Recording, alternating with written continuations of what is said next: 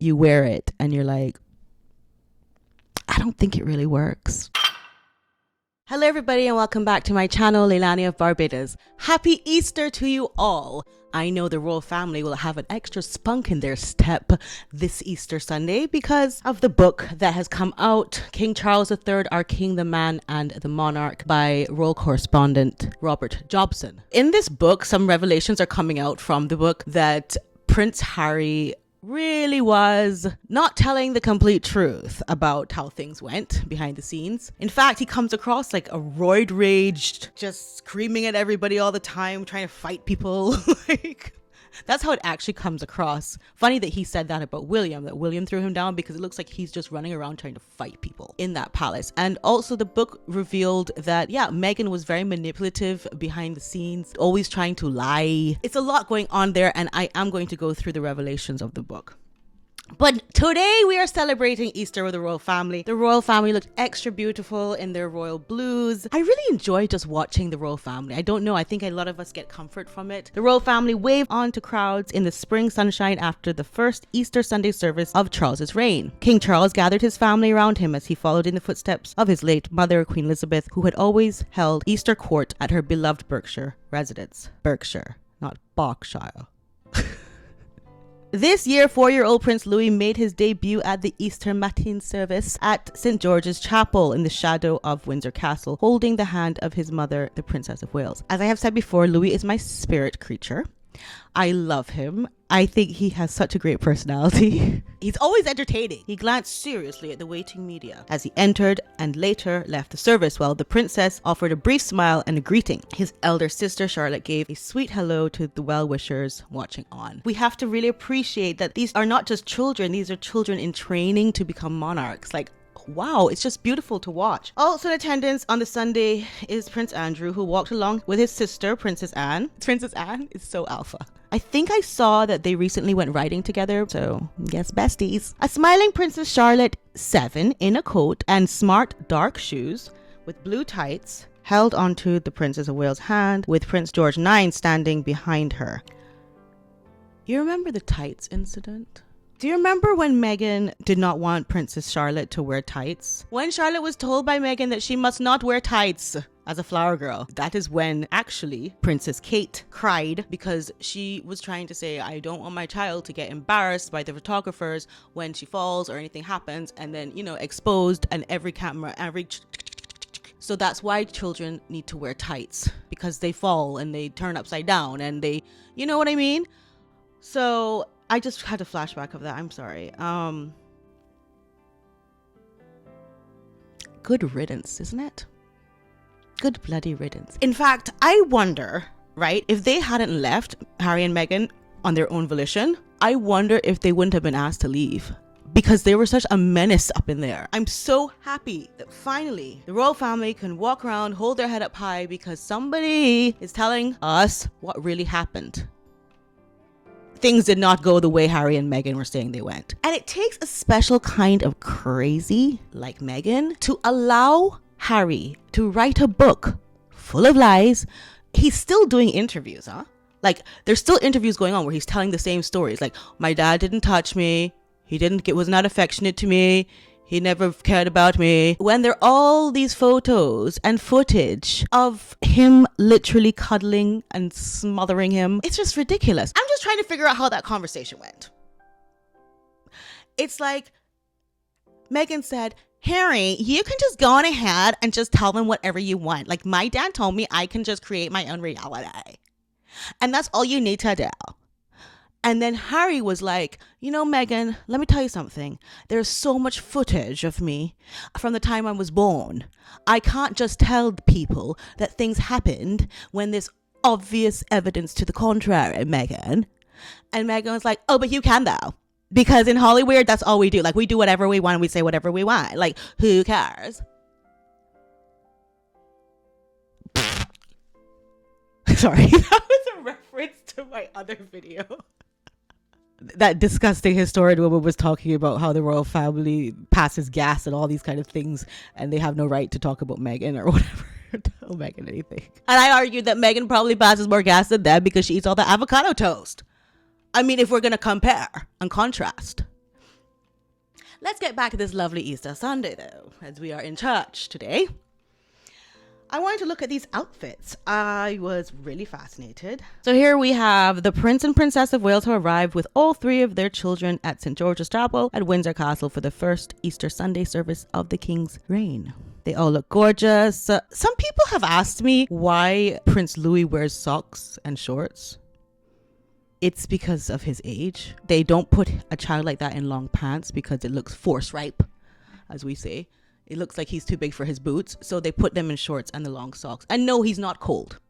But yeah, I got those questions. I'm just like, are you seriously gonna try to question the fashion choices of the royal family? Do you think they've been doing this for a few more years than you? Here's Camilla and King Charles, and she's wearing quite an ethnocentric garb. I quite like it. The embroidery around this area kind of harkens back to the colonies. Indian kind of, the Indian kaftan look. Like, that's what it is. And I like it. I think it's quite a far out choice for her, and I quite like that. Here is Kate and Louis. Louis holding on to Kate's. I love his cheeky face. I just love it. Like, I just eat it up. I love it. It's adorable. Like, I don't know what else to say. Catherine has such a sexy body. I don't know what it is. It's definitely not what's in style now in terms of bodies. You have to have the big dunk and the this and dunks and everything. But I think there's something so sleek and sexy about her body. You know what it is too? She's tall. Yeah. It's because she's tall too. That's what it is. It just looks so elegant and long. And I could totally see, like, when William saw her in that charity fashion show in university or whatever, when she came in that see-through dress down the catwalk, and he was like, "Excuse me, my dear, verily, will you marry me right now?" Of course he wanted to marry her right away. Like, hello. That body is amazing. And she's 3 children in, huh? Remember that. There you go. Princess Anne and her wayward brother, Prince Andrew. Who is it? Is this Princess Sophie? Oh no, it's Zara Tyndall. She looks a lot like Sophie here. They're not related. I don't understand why. Okay, it's pictured arriving at St. George's Chapel on Sunday morning with her daughter. Oh, I love the green headband. She's not wearing stockings, but we shall not judge. They are horsey people, aren't they? And here, who is this? Oh, this is Sophie. Well, she looks good. She looks well good. Okay, love her outfit. Now you can see that she's not wearing the royal blue that we, the royal family, are wearing. And so that just again disproves Meghan's theory that she always had to wear exactly what they were wearing and could not wear what they were wearing. What the hell did she say? I don't even remember. Anyway, everyone can wear whatever they want, clearly. Oh my goodness, she done blown up like a whole whale. Princess Eugenie and her husband Jack Brooksbank, which sounds like such a rich name. Some of these people have like names that just sound rich. I don't even care if he is rich or not. He sounds rich. Brooksbank. They walked hand in hand as they arrived on Sunday. Wow. Oh, she's pregnant. She has to be. She's really pregnant, though. Okay, then we have Princess of Wales again. They loved photographing these two. They're just so cute. The Princess of Wales and Louis. They're the cutest thing ever to photograph, isn't it? Oh, I love it. I love it. Obviously, the photographers love it too, because there's so many pictures of that. Here we have Camilla looking quite tanned. I don't know what she's been doing. No, she's been in Germany. How does she look so tan? She did a little bit of solarium over there. But yeah, she looks like she's had some sun. Yeah, maybe they just lay out in the garden. On their plastic chairs. Sure they do. Sorry, I'm just looking at her bracelets. That's the Bulgari bracelet. Is it? Oh no, Van Cleef and Arpels bracelet. That's what it is. She reminds me a lot of Lady Bamford in this picture. I don't know if you know who that is. That is Lady Carol Bamford, the wife of JCB owner Anthony Bamford. And she likes to wear a lot of these bracelets, like these chainy bracelets, and then also that Indian inspired look. I bet they're friends. Oh, so this is Princess Charlotte's hair from the back. I love it. I love the braid with the bow. Only thing is, I wish they had woven the ribbon through the braid. Do you know what I mean? And then tied like on both sides and then tied it at the end. If they would like to hire me as the braider, ribbon winder, weaver, I will totally come and do that hair for her. Don't look at my hair. I'll do her hair for her better than mine. Okay. Here we are. Prince William still looking good looking as always. And you see how Prince George is there shaking hands like that? He looks really grown up, Prince George. And you know, as I said, any of these children could become the next king or queen of England. Sorry, I just get really fascinated and taken aback when I'm watching these images. Everything I look at it and I think this is really a child who's being trained, and that's amazing. I think that's good. Why not train a child? A child is like a computer. You have to program them. You just don't have them wild and just loose in the streets, right? That's Zara's husband, Mike Tyndall. Was he a rugby player or something? He has that look of like an ex-sportsman. Just that much weathered. Yes, indeed. Camilla, you go, girl. Got yours.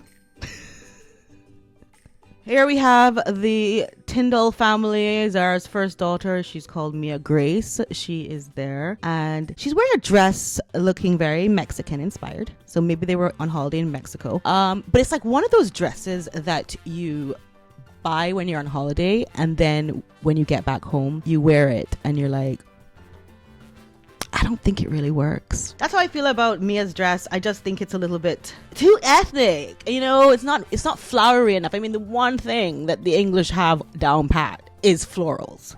Okay, so keep to the English garden floral style. Let's not go the yee tequila, because that's what I'm seeing when I'm looking at that dress. Okay, anyway, so we're moving. Oh my goodness, somebody got skinny. So Princess Eugenie's sister, Princess Beatrice, has got really skinny. I'm laughing because like one got really big and one got really small. I don't know. But yeah, she's got so skinny. Like, is she on that Ozempic diet? Ozempic is that diabetes medication that all the actresses in Hollywood are taking to get skinny. It's like $1,000 an injection or something like that. And all the Kardashians and all those people are just getting because they're taking it. It apparently does something to the body. Like, it doesn't make you feel hungry. And when you do eat, you don't feel to continue eating because it balances the blood sugar is what it's really supposed to do for diabetes patients. But when normal people take it, it just makes them not crave food or something like that. I don't know. Anyway, they all get really... She looks like she's on that Ozempic diet because then their faces become really gaunt as well. So yeah, that's how she looks. I mean, I'm not gonna lie, and I really hate to say this, but these two girls have not been blessed in the looks department. Even when you see her next to William like this, or especially when you see her next to William like this, you just have to say, God damn. When I tell you got the worst of both worlds. I also have a bone to pick with her because, of course, you know that she is the weakest link when it came to Harry and Meghan, Princess Beatrice, and she had that secret or not so secret friendship with them. And then of course it came out in the documentary series, whatever, because they were like using her tea house or her tea shed to sit and have tea, and people were like, oh, hold on. One picture from the series features Harry and Meghan giddily sipping cups of tea inside the Queen's Wendy house on the grounds of the Royal Lodge of Windsor. The Sussexes can be seen sitting in children's chairs near the front windows of the outsized playhouse, which has been in Beatrice's possession since the Queen gifted it to her in 2010. And I don't know if that's backlash has caused her to lose a bunch of weight, but girl, do you. Anyway, that's about it. I think that's all the pictures we can see here. And I am so excited. I think this was a beautiful service. I always like to see them come out and go to church as a family. It is the right thing to do. I am going to talk about the book today. Just stay with me. And I just want to get this out here to say Happy Easter. Happy Easter! Love you! Please subscribe, press the bell notifications, and give a thumbs up if you like this video. Thank you. Bye! Bye!